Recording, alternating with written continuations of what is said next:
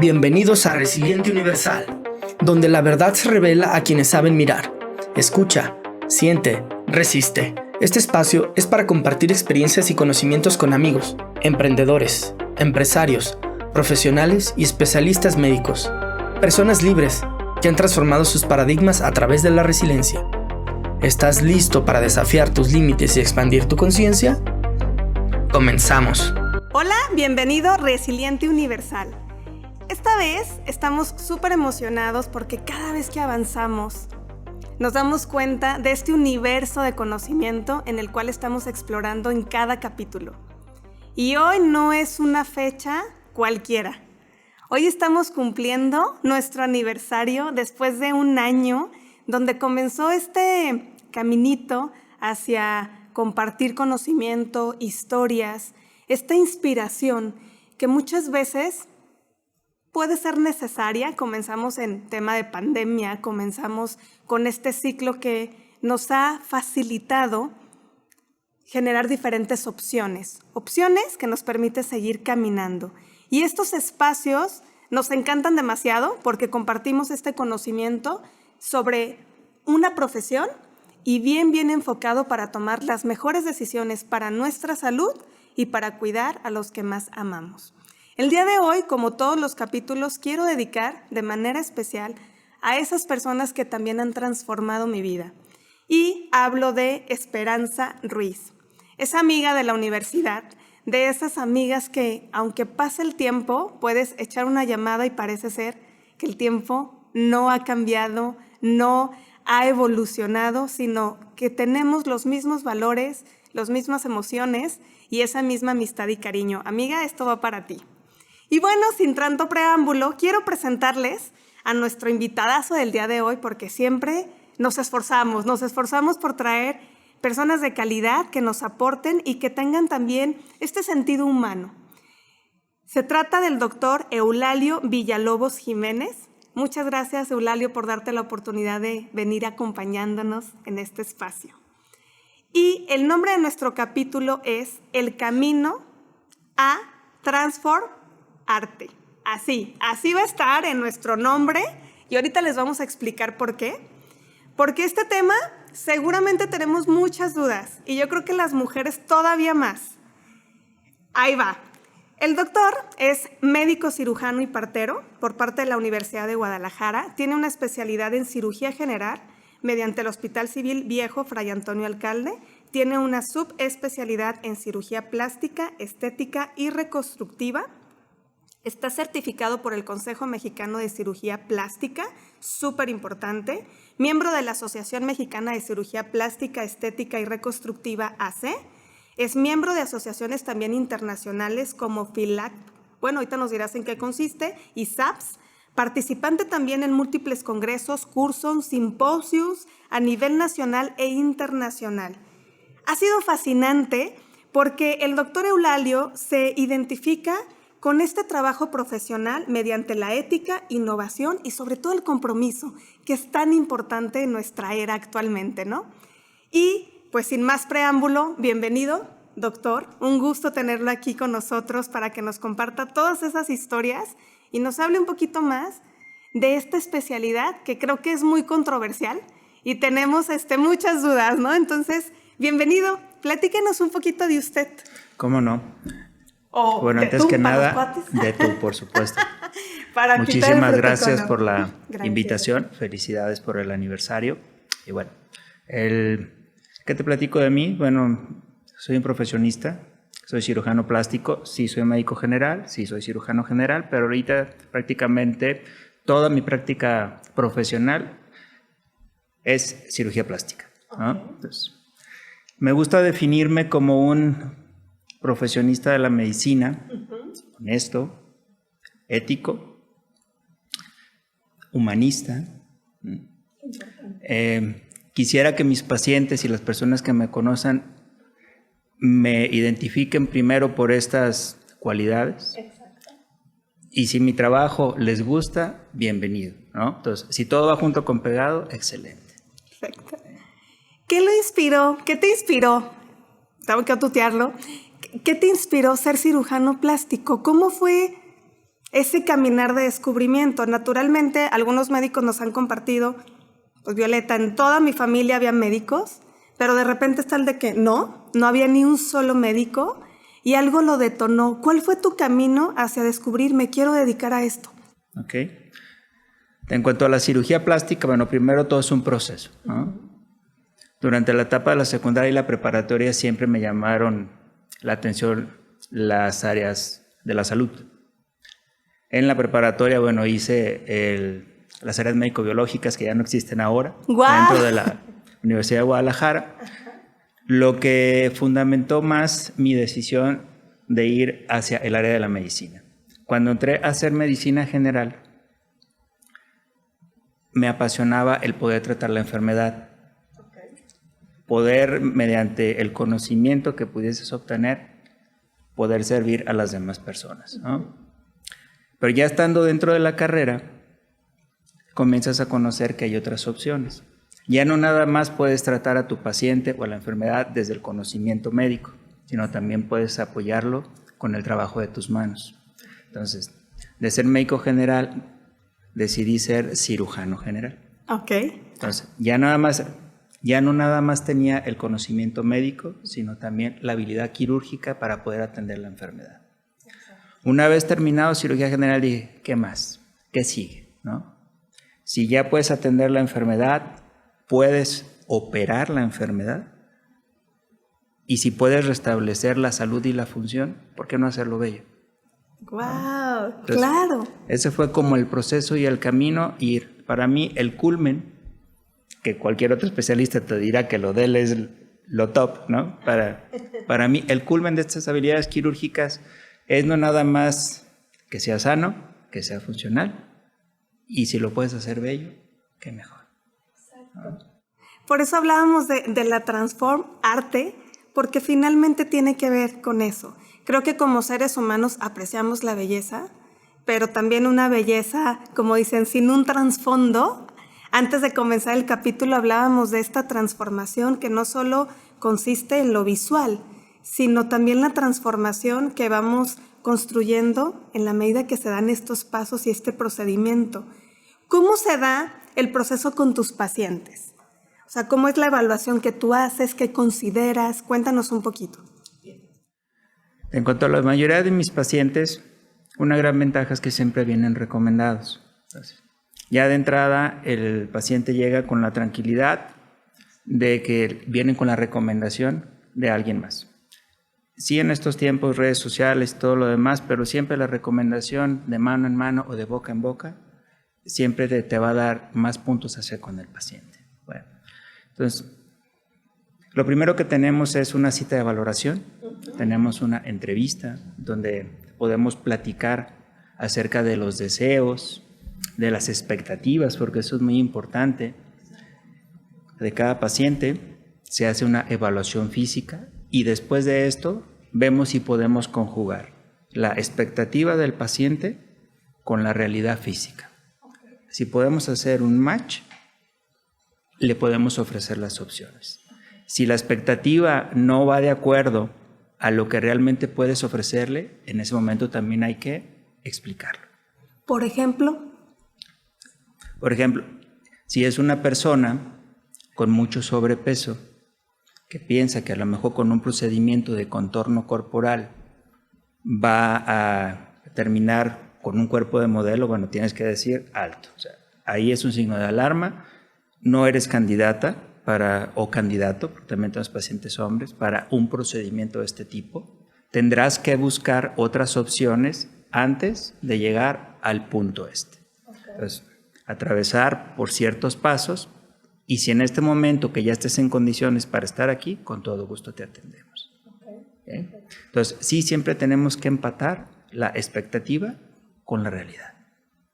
Y en eso radica mucho en cuanto a las decisiones que debe tomar la paciente, pero uno como médico debe darle la información precisa y correcta para que la decisión sea la adecuada.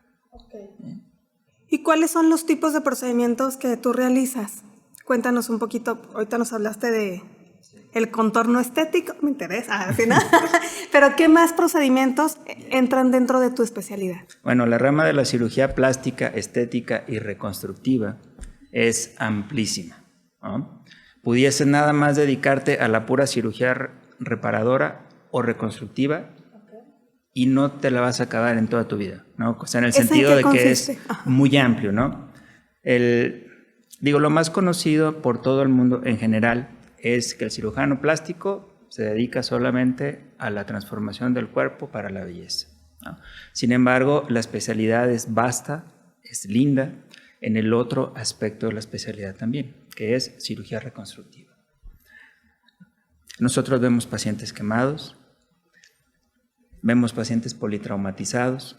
¿Qué es esto?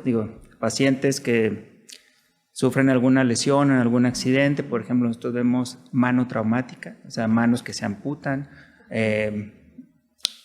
Los trabajadores, por ejemplo, que se lastiman los tendones, se hacen reconstrucciones de esto también. Las reconstrucciones de cáncer de mama, las manos congénitas, niños que nacen con alguna alteración de sus miembros, se hace cirugía reconstructiva. Entra la cirugía craneofacial, también los cirujanos plásticos pueden entrar en ese aspecto. Wow. ¿Sí? Entonces es amplísima, vasta, y es muy complicado que un especialista de la cirugía plástica pueda abarcar todo. Entonces, dentro de la misma cirugía plástica hay como subdivisiones, ¿no? Te puedes especializar, inclusive dentro de la cirugía estética, te puedes, si tú quisieras, te especializas solo en mama, solo en nariz, solo en cirugía facial. Es decisión personal, ¿no? Eso va permitiendo pues que la técnica se perfeccione con ustedes. Por supuesto. O sea, el estar enfocado te permite todavía tener mejores resultados. Aunque en la práctica privada te podría decir que la mayoría de los cirujanos plásticos nos dedicamos, o el 90% de nuestra consulta es estética. Para poder desarrollar la cirugía reconstructiva, está muy enfocada también a las instituciones, a los hospitales de asistencia, donde si tú lo quieres hacer, puedes encontrar las formas de desarrollar tu práctica reconstructiva en la mayoría de estos hospitales. En la práctica privada sí hay muy buenos cirujanos plásticos que se dedican también solamente a la cirugía reconstructiva, pero es más común que en las instituciones de salud puedas encontrar esto, ¿no? Entonces, cerca del 90% de la consulta de los cirujanos plásticos va a ser cirugía estética y plástica. Ok. ¿La rinoplastía qué es? La cirugía de nariz. De nariz, ok. Para los que no sabemos. El rejuvenecimiento facial tiene que ver con estas arrugas, lo típico, para que te veas más. Eso, fíjate, de repente vemos fotografías y demás. ¿Es necesario que dicen que queda todo acá atrás? Cuéntanos un poquito de estos mitos, que muchas veces vemos historias de terror. De ropa atrás, ándale, ¿no? Así de que y lo ocultas, ¿no? ¿Cómo funciona? O sea, ¿haces cortes? ¿Cómo funciona este procedimiento? Todo depende de la evaluación del paciente. Okay. O sea, no es lo mismo que le ofrezcas alternativas de rejuvenecimiento facial a una persona de 40, 45 años, 50, que apenas comienza con algunos estigmas de envejecimiento.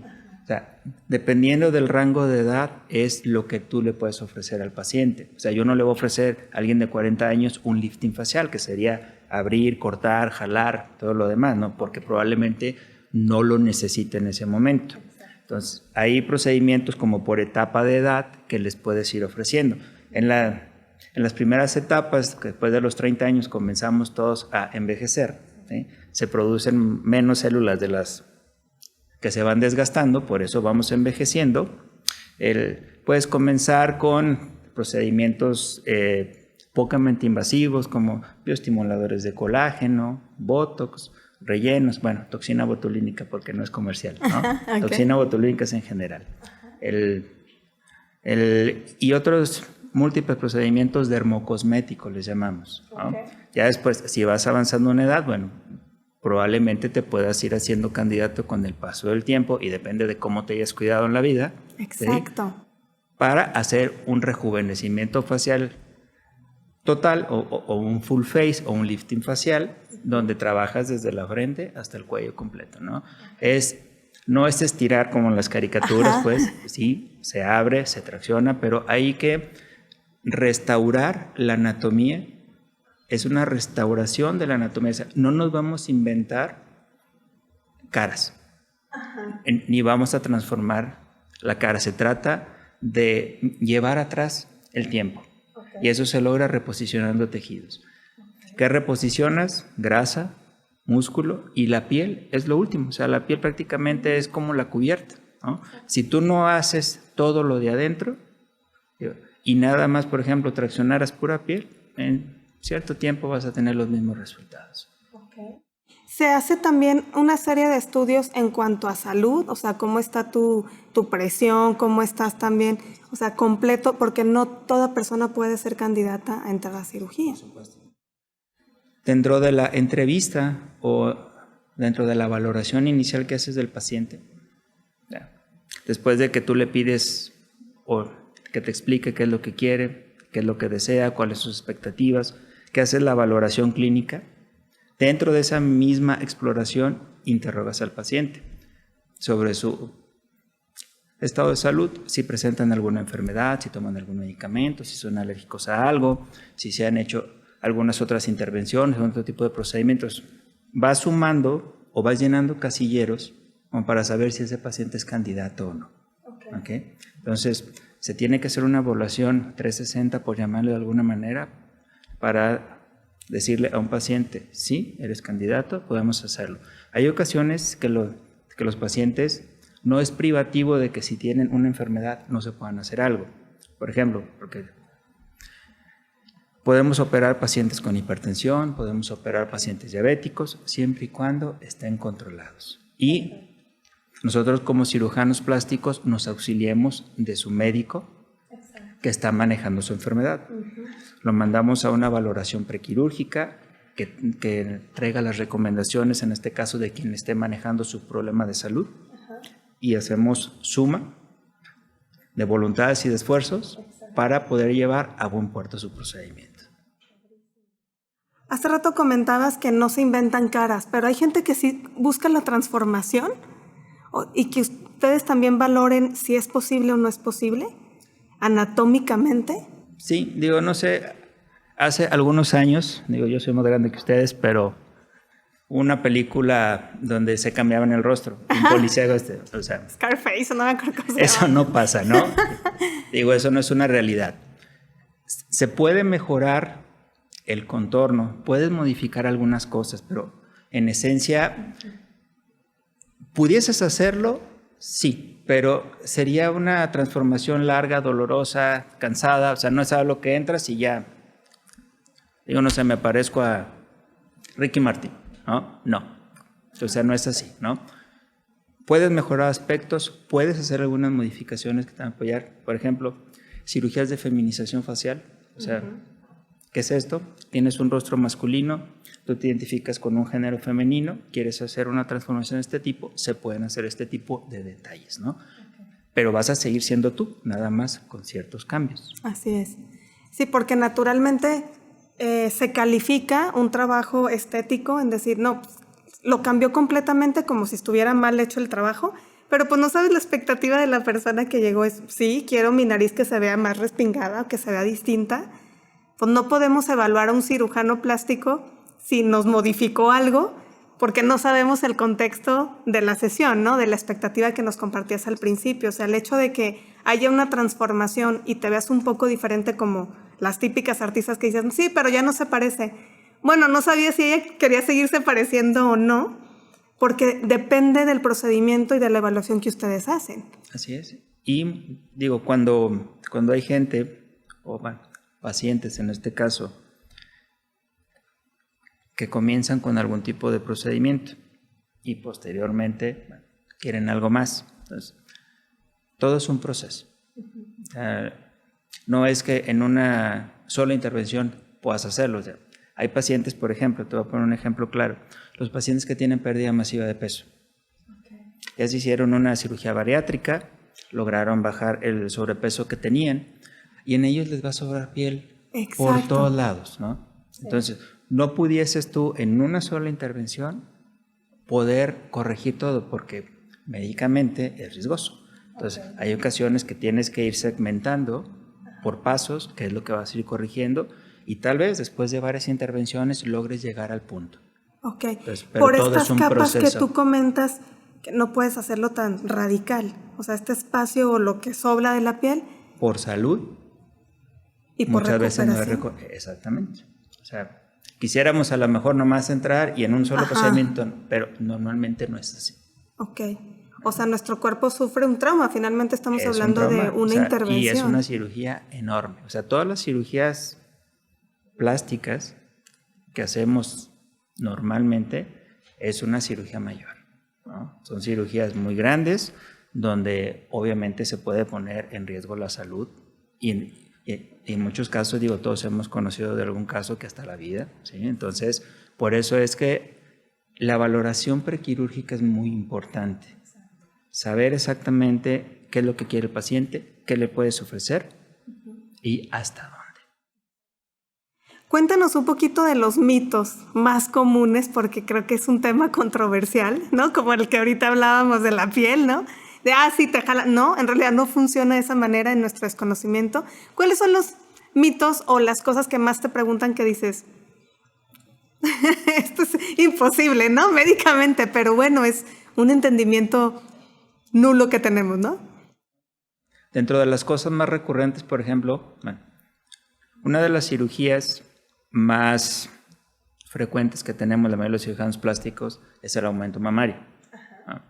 Entonces, normalmente te preguntan si van a tener un viaje, si no van a explotar los implantes cuando se suban al avión. Esa es una pregunta muy frecuente, ¿no? Okay. ¿Por qué se creó este mito? No lo sé, ¿no? Pero no pasa. Okay. Pues obviamente, si no, pues imagínate todo el explotadero que habría en los aviones, ¿no?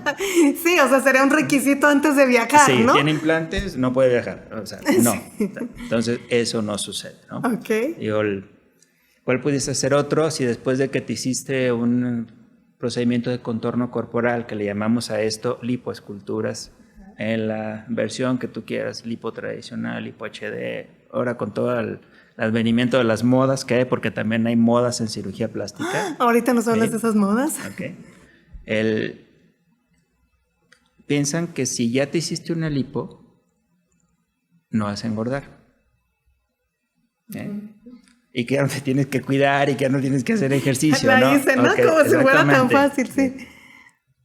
Y en la otra parte también que es un mito es cuando ya saben que sí pueden subir de peso, que la grasa se va hacia otros lados. Ok, sí. O sea, si ya me hice esta operación en el abdomen, ahí ya no va a llegar porque ya me operaron. Eso es imposible. Exactamente. ¿Okay? Entonces, sí te tienes que cuidar después de que te hagas un procedimiento de lipoescultura, abdominoplastía o las dos juntas, lipo con abdominoplastía, que es de lo más común. ¿Por qué? Porque obviamente tiene que haber un cambio en tus hábitos. Si tú no haces esos cambios, tarde que temprano, ninguna cirugía es eterna, vas a volver a subir de peso. Y en cuanto a lo que la grasa, si se va para alguna otra parte, no es eso. Te voy a poner el ejemplo. Tú tienes 2 vasitos de agua y tú a uno le tiraste la mitad del agua. Esto funcionaría como donde tú hiciste lipo. Si tú le echas agüita, se va a llenar más pronto el vaso que tiene más agua que al que tú le vaciaste, ¿no? Entonces, simplemente es eso. La grasa donde no te hayan extraído, o las áreas del cuerpo donde no te hayan extraído grasa, van a engordar de manera normal. Cuando tú te notes que ya subiste de peso o que engordaste del área donde hiciste lipo, es porque en las otras áreas ya traes el triple. Sí, por eso claro. Es que muchas veces dicen, ¿no? Es que luego se les hace una espalda gigante, unas grasas enormes, pues es precisamente por eso. No es el efecto secundario, el cuerpo así funciona. Exactamente. Estás nada más pausando un poquito el almacenamiento, pero el cuerpo sigue teniendo su función. Porque donde yo te quité células de grasa, hay una menor reserva. Entonces no es lo mismo que 2 células engorden lo que 5 células. Exacto. ¿No? Qué chistoso. También hay como este mito en la parte de la lactancia, ¿no? ¿Afecta o no afecta? Yo sé que el material también de los implantes mamarios, los procedimientos han cambiado. ¿Cuál ha sido esa evolución para las personas que tienen estas dudas? Bien. En cuanto a si puedes dar pecho o no, digo, con tu bebé, no es privativo el implante, digo, porque muchas mujeres dicen, bueno, yo sí me quiero poner, pero ya hasta después de tener mis hijos para poderles dar pecho. No es privativo el hecho de que tengas un implante. ¿Por qué? Porque el implante cuando nosotros lo colocamos puede ser bueno, supone que son 3 áreas, pero realmente anatómicamente son 2, ¿no? Por debajo de la glándula o por debajo del músculo. En cualquiera de las 2 queda intacta lo que es tu glándula mamaria, ¿ok? Entonces, si vas a poder amamantar, no lo vas a saber hasta que no tengas tus bebés. Porque hay mujeres que no pueden amamantar y no tienen implantes de mama. ¿Okay? Entonces, hasta que no tengas tu bebé, vas a saber si vas a poder dar pecho. Yo te puedo decir que por experiencia, yo no he tenido ninguna paciente que no haya podido dar pecho por tener un implante mamario. Entonces, ese es un mito que no es cierto. ¿Y de qué depende que sea bajo el músculo? De toda la evaluación que tengas que hacer. Perfecto, ¿no? O sea, eso no lo determinamos nosotros, es tú lo que no pone en riesgo la vida del paciente. Sí, o sea, cuando tú haces o tú revisas una paciente, tú vas a valorar absolutamente todo. Su estatura, tamaño del tórax, tamaño de la espalda, qué cantidad de glándula mamaria tienen, la forma de la glándula mamaria, porque también eso influye. No todas las mujeres tienen igual el busto, ¿sí? Hay diferencias en cuanto a tamaño, forma, volumen, disposición, altura de las areolas y los pezones. Entonces, tienes que hacer todo un conjunto de decisiones como para ya en el momento de decir, tú eres candidata para ponértelos por debajo de la glándula, por debajo del músculo, o eres candidato para la que tú quieras. Se puede hacer, ¿no? Ok. Perfecto. También nos compartías antes del programa que si se hace vicio y tú dices, sí, qué bueno que se hace vicio. ¿No hay un límite para que una persona se someta a procedimientos quirúrgicos?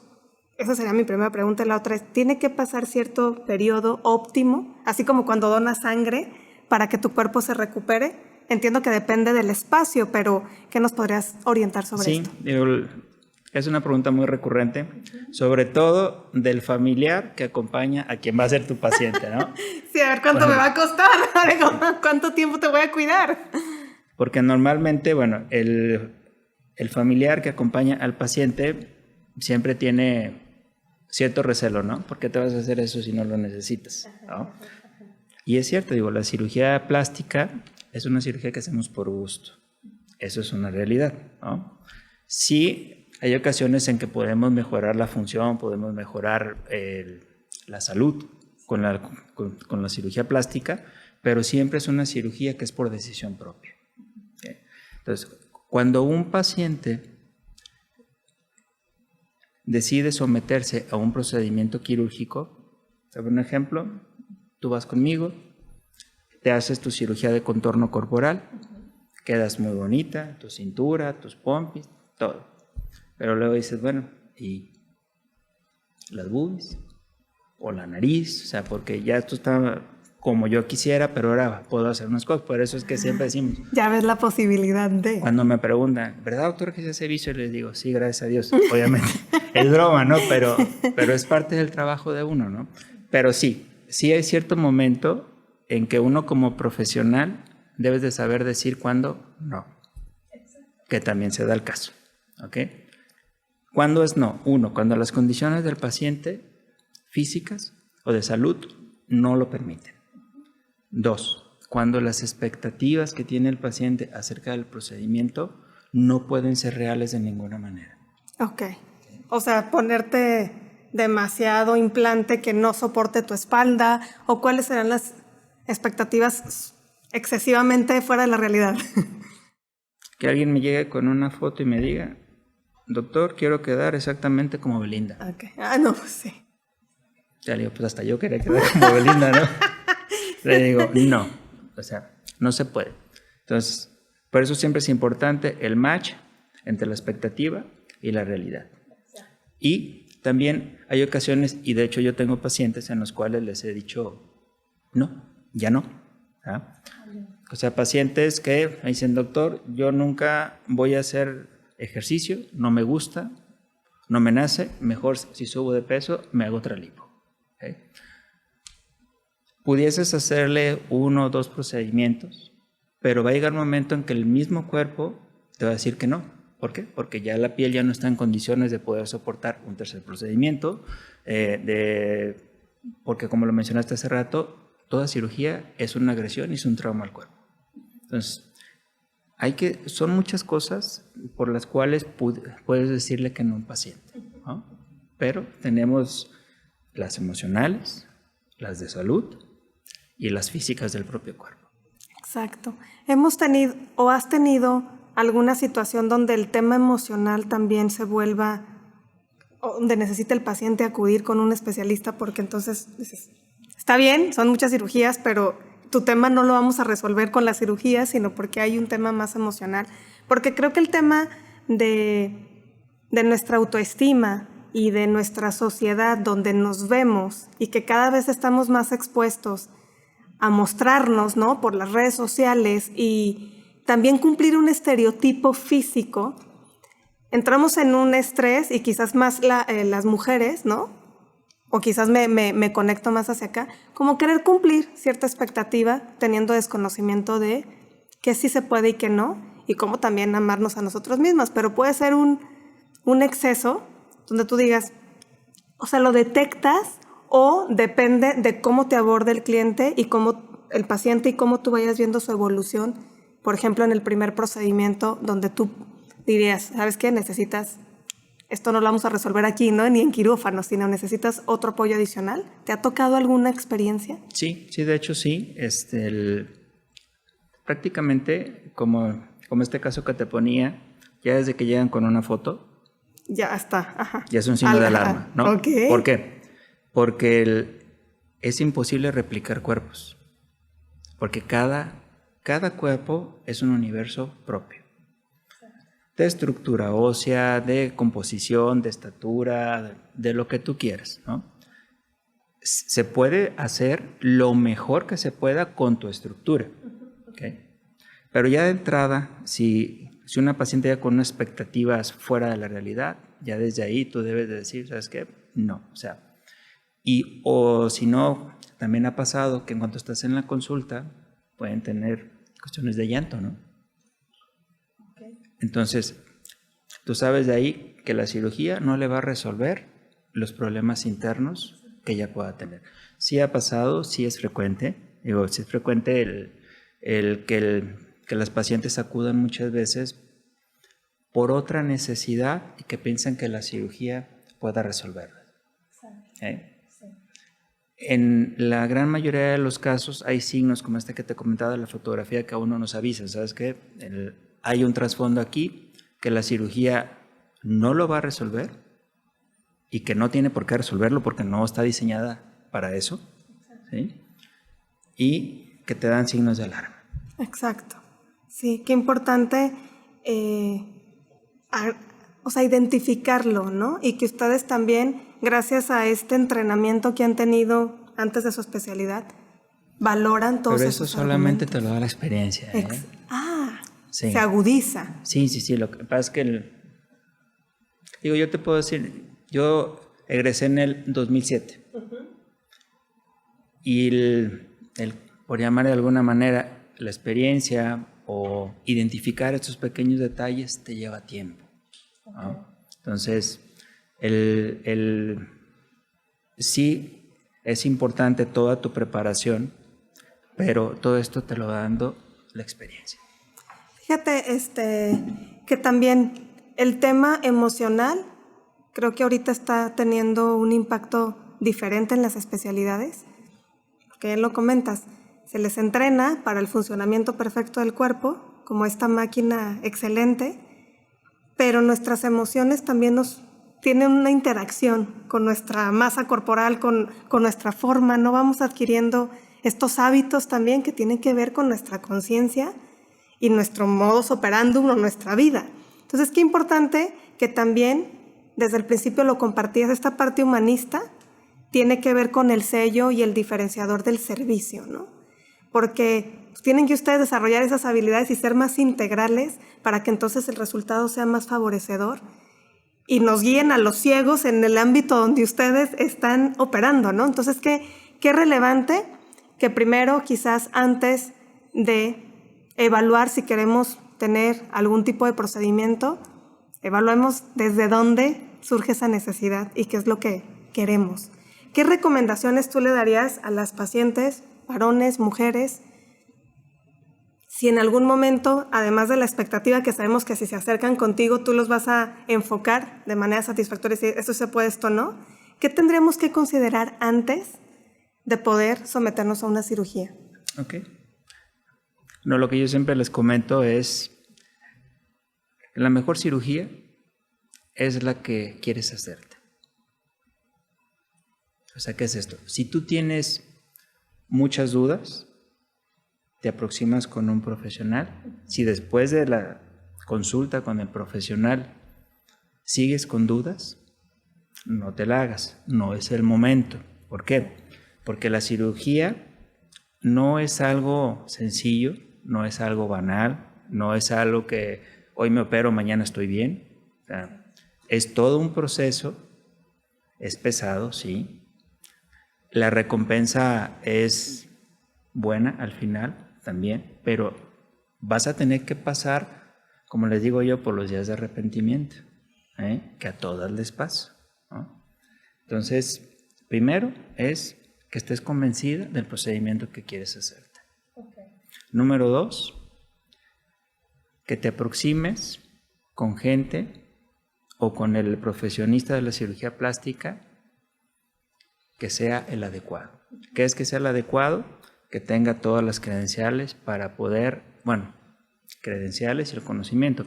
Obviamente que las credenciales no le va a otorgar ese conocimiento. ¿Qué es esto? Que sea cirujano plástico, que esté certificado, porque sí es un diferenciador, ¿no? Para que tú sepas, ya sé que sí me quiero operar, ya encontré al profesionista con el que quiero hacerlo. Que sea en los lugares adecuados para poder hacer esto. Exacto. Que aparte de mi decisión, mi estado de salud sea el óptimo.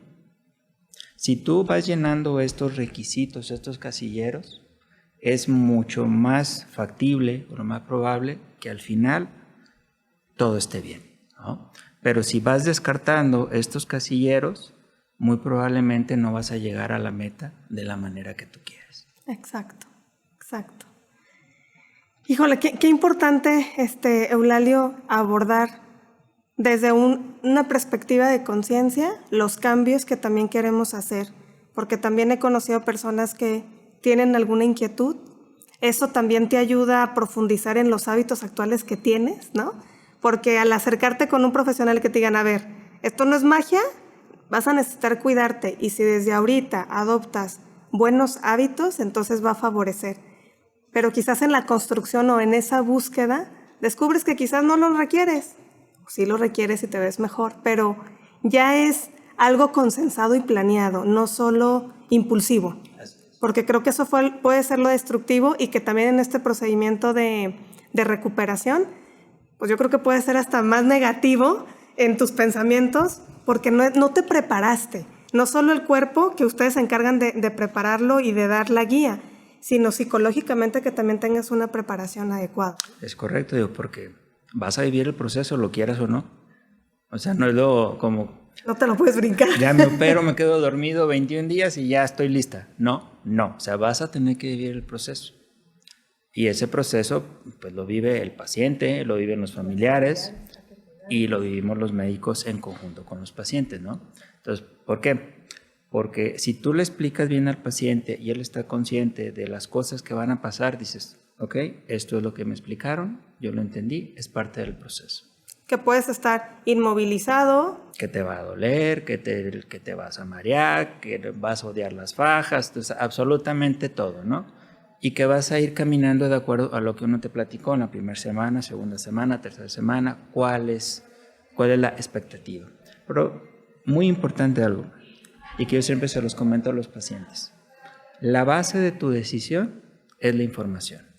Entonces, si algo que me caracteriza con los pacientes que me dicen muchas veces que soy muy crudo. ¿Por qué? ¿Por qué? Porque primero platicamos de todo lo que quiere, todo lo bonito, todo lo que va a cambiar, pero luego la dosis de realidad al final de la consulta. Puede pasar esto, puede pasar lo otro, puede haber complicaciones, va a ser difícil, va a ser doloroso. Sí. ¿Por qué? Porque hay que hablar todo. Vuelvo al mismo, la base de la decisión es la información. Es mucho más fácil que una paciente acepte el proceso cuando tiene todo el conocimiento a decir, esto no me dijo, yo no sabía que iba a ser así. Exactamente. ¿Qué es el reto que tienen actualmente los cirujanos? Creo que uno muy importante es, sobre todo, decir hasta dónde. Volvemos a lo que platicamos ahorita, las modas. Okay. El bombardeo tan grande que tenemos en imágenes, en tendencias, en cuerpos, es muy importante saber decir hasta dónde tu cuerpo lo permite y hasta dónde no. Entonces yo creo que un reto importante para los cirujanos, no tanto para los pacientes, es saber decir hasta dónde. ¿Por qué? Porque lo más importante es la salud del paciente siempre. ¿Okay?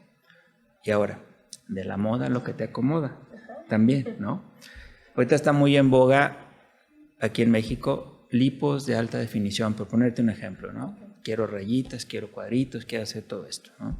Entonces, la evolución de la cirugía plástica va mucho en sentido también de estas modas. Hace 10 años te podría decir yo que tú hacías una lipoescultura, pero nadie te pedía un abdomen marcado, nadie te pedía rayitas, nadie te pedía cuadritos, ¿no? Comienzan a aparecer estas nuevas tendencias y bueno, eso nos obliga a nosotros a capacitarnos más, nos obliga a estar a la vanguardia, tanto en conocimiento técnico, conocimiento práctico y en las tecnologías. Exacto. Se va sumando mucho cambio todo. Tecnológico. Sí, por supuesto, ¿no? Para bien. Porque eso nos ha facilitado el poder brindarle más herramientas al paciente y a uno como médico para poder obtener los resultados. Ok. ¿Es más rápido con el uso de tecnología o te permite hacer más procedimientos? Paradójicamente es más lento, ¿okay? Porque los tiempos se alargan algo en los quirófanos, ¿no? Pero nos ha permitido que sea menos agresiva las cirugías, poder controlar hasta cierto punto resultados, ¿sí? No dejárselo todo a que tu cuerpo sane, sino que lo vas orientando hacia donde tú quieres ir. Y como toda tecnología o innovación, siempre va a depender del operador, ¿no? Entonces las tecnologías son buenas, todas. Entonces por eso a nosotros como cirujanos plásticos lo que nos obliga y que tenemos que estar siempre es a la vanguardia, en el conocimiento, actualizado todo el tiempo. Exacto. Súper interesante. ¿Alguna situación que tú nos quisieras compartir donde hayas tenido que ser resiliente de manera personal, profesional? Cuéntanos cómo ha sido también este fortalecimiento como persona dentro de tu profesión. En cuanto al ámbito profesional, yo creo que las etapas formativas, cuando está uno de residente, que así se llama, las etapas formativas, es cuando te enfrentas más a lo que estás acostumbrado durante ese tiempo, que es la salud, la enfermedad, la vida y la muerte. Como te comentaba en un principio, no todo es glamour dentro de la cirugía plástica, ¿no? Dentro de las etapas formativas te enfrentas a pacientes todos los días que están entre la vida y la muerte. Como te comentaba, pacientes quemados, pacientes politraumatizados. Del hospital donde yo soy egresado es un hospital de alta concentración. Todo lo grave que pasa en el estado llega ahí, punto, ¿no? Entonces, si te enfrentas, hay situaciones donde quisieras a veces dar más, quisieras poder rescatar a todos tus pacientes, pero no se puede. Pues, eso siempre te pega. Quizá mucha gente diga, es que están acostumbrados ustedes. No, a eso nunca te acostumbras, ¿no? El hecho de recibir un paciente, de ver las condiciones en que sucedió el accidente, de la familia del paciente, no puedes estar ajeno a eso. Y al siguiente día, si desgraciadamente, como en muchas ocasiones, se fue ese paciente, tienes que estar listo para el que ya está, porque la fila es larga. Sí, creo que, y vuelvo a externar mis admiraciones, ¿no? Porque no es fácil. O sea, la profesión de ser médico, como tú bien comentas, tiene que ver con estar fortaleciendo a diario con esa experiencia, tener la capacidad de resolver también en corto tiempo eventualidades donde no sabemos qué va a suceder. Sabemos el funcionamiento y podemos anticipar, pero muchas veces no está en sus manos. Híjole, creo que ha sido una plática abierta, ¿no? Donde también algunas personas, si lo están pensando, si tenían ciertas dudas, algunos mitos que de repente leemos malinformadamente en redes sociales o en algún navegador, siempre lo más importante será acercarnos con un especialista donde de manera personalizada nosotros abordemos esas dudas y tengamos, como bien compartías, información. Yo me quedo con la frase que también nos compartiste, que tiene que ver con este resumen de este Transform Arte. La información es la base de tu decisión y a veces menos es más. Que esto te ha definido como profesionista, sigue incrementando el compromiso, este elemento de actualización del uso de la tecnología, porque también creo que muchos malinformados o por querer vender una cirugía se adelantan y no cuidan estos pasos que tú nos acabas de compartir. Entonces, ¿dónde te pueden conseguir una cita? ¿Dónde te contactan las personas para que los informes antes de tomar las decisiones y decir qué decidimos hacer con nuestro dinero y con nuestro cuerpo, ¿no? Cómo no, con gusto. Bueno, pues están las redes sociales que están a mi nombre, Dr. Eulalio, la página web, Instagram, porque esa es la otra. Ahora, si no estás, falta comunicación, ¿no? Exacto. Que es algo que hemos tenido que ir evolucionando los médicos. Exacto. Bueno, o en el teléfono a mi consultorio, que es el 3320 14 70 78. Exacto. Perfecto, pues busquen al doctor. La verdad es que siempre una buena recomendación puede ayudarnos a saber si es el momento o no es el momento. ¿Con qué te quedas? ¿Con qué me quedo? Bueno, me quedo primero con un agradecimiento por este espacio. 2, el tener como médico la importancia y la relevancia que uno puede tener o impacta en la vida de una paciente, ¿no? Porque está uno sí es un trabajo, pero cuando haces conciencia de esto, creo que puedes brindar un mejor trabajo. Exacto, qué bonito. Búsquenlo al doctor, muchas gracias por darte el espacio. Nos vemos a la próxima, les agradecemos a todos. Dejen sus dudas, sus comentarios, seguiremos compartiendo información, como dice el doctor, de relevancia y que en realidad te ayude a tomar mejores decisiones. Muchas gracias. Para servirte.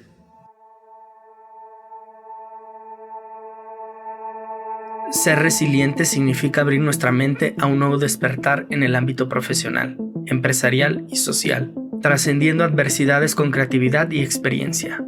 Aquí, en Resiliente Universal, escuchamos y aprendemos de personas que conectan y co-crean, generando un espacio de reflexión y conocimiento para nuestro espíritu en el presente y en el futuro. Gracias por acompañarnos en esta aventura de crecimiento y evolución. Hasta la próxima en Resiliente Universal.